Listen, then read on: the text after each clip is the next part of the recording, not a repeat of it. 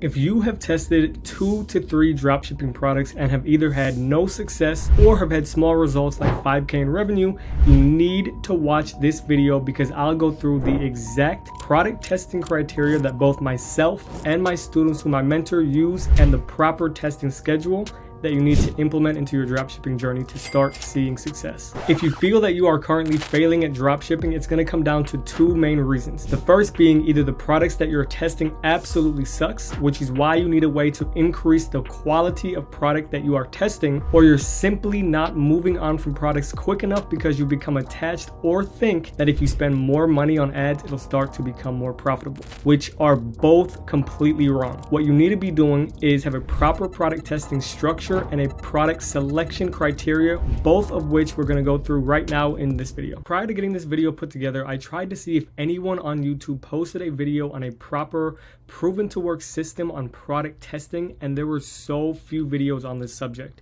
And I understand that this isn't the flashiest content, but it's the content that will change your dropshipping journey. So let's get right into it. The first thing is the product testing schedule or the product testing cadence. So I see people making one of 2 major mistakes. Either they try to test too many low quality products, or they keep testing the same product for multiple weeks, hoping for the product to start seeing results. Now, the key thing to remember is if the product is a winner, 9 times out of 10, it will start showing results within the first few days, and there's generally very little resistance when it comes to launching new campaigns for that product. Now, this means that your metrics start to look really promising right from the start. So for example, you can see that certain ad sets have or not certain, but all of your ad sets have a very low cost per result. And on Facebook or TikTok, the cost per result is how much it costs to acquire that sale. So before I start testing a product, the first thing that I do is I dedicate 2 to 3 hours of my day to just sit and product research. So I'll compile a list of 35 to 40 products that fit my winning product criteria, which we're going to go through right down here. And after that, I then will analyze all of the products that are on my sheet and pick the best product from the 40 that I collected. Now, the way that my product testing cadence is actually structured is I will usually test one product every 1.5 to 2 weeks. Now, you can either have your testing cadence revolve around time or money. So for me, because I have a little bit more money to play around with, I will test a few different variables before moving on to the next product. If you have less money to play with, then I would recommend spending $150 to $200 for your advertising budget per product. So basically per test, look to spend $150 to $200. Now, if you don't see any promising results after spending that money, I would quickly move on to the next product. Don't linger on to that product that isn't seeing results after spending that amount of money. Now, I want to give a really strong example for the time over money statement that I just kind of went over. So the example is one of my students, Carlin, and he's a student that I mentor one-on-one, and we recently did a case study together on the channel. And for him personally, he has a bit more money to use when it comes to product testing, and I know this. And for this brand new product that we started testing, the results were initially pretty mediocre. However, I knew that this product had an insane amount of potential because of how many boxes it actually checked when it came to the winning product criteria. Again, we're going to go through that in just a moment here. So now when we went through this, he contemplating killing the product, and after we had a one-on-one call, I explained to him that just because it didn't instantly pop off with results doesn't mean that we shouldn't, it doesn't mean that we should just write off the product entirely. Because I knew that there were a few other variables that I wanted to test before we officially moved on, and I knew that he had the budget to do so. So long story short, as of this week, this brand new product is doing anywhere from $200 to $300 per day, and that's just a start. We're currently scaling that product from there, but this is just a prime example where if you are budget constrained, you would have had to end up killing the product off before you were able to test the variables that got the product to the numbers that we're currently doing. It's not to say that one way is better than the other. It just means that generally it will take more products for you to test before you'll actually find that winner if you're budget constrained. Now let's go over my actual winning product criteria.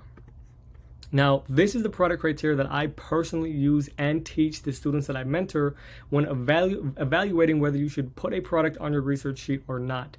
And a lot of the criteria are questions that I ask myself about said product. So for example, first question I ask is the product upsellable? So this means, does it make sense for a customer to buy more than one of your product? If you can say yes to that question, that's a really, really good sign, because that means if this product starts to do well, it will be a lot easier to increase your average order value and increase overall profitability.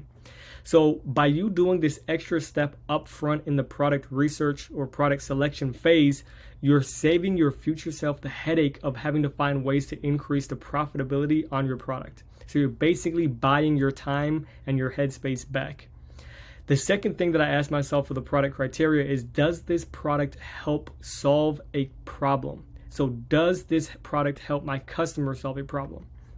Now, when picking a product that solves some sort of issue, the perceived value of that product automatically increases without you doing or saying anything. Now, this is extremely powerful because when you find products that solve problems, the barrier to finding success drops, because you can be mediocre on all other aspects of your business, but as long as everything else looks decent, you'll still get sales because there's still an innate value to that product. Now, the third kind of product criteria that I look for is the actual product offer and what it's going to be. So this criteria, along with the actual ad creatives that you're testing with, are probably the two most important aspects to your dropshipping business's success. Your offer needs to be a no-brainer for your customer when they see your ad on Facebook or TikTok or whatever. When you pair your offer with the high perceived value of your product, if this is done correctly, you will make a ton of money. And I'm going to give you an example offer that we see currently working really well. No one else on YouTube will literally give you a high converting offer in a free video. So here it is. Actual offer is buy 2, get 3 free. Now this offer works extremely well because when you pair it with everything else that we talked about in this video, it just converts. The only caveat is that your product margins need to be able to support giving away 3 items. Now you're probably wondering, how can I go from a complete beginner to seeing 10K a month in sales? So if you found this video valuable and helpful and want to be mentored by myself one-on-one, where I will take you from whatever stage you're currently at to seeing consistent scalable results, and if you want to take your dropshipping business to the next level, like the students that I currently work with, click the link in the description down below and we'll schedule a consultation call and see if we'd be a good fit.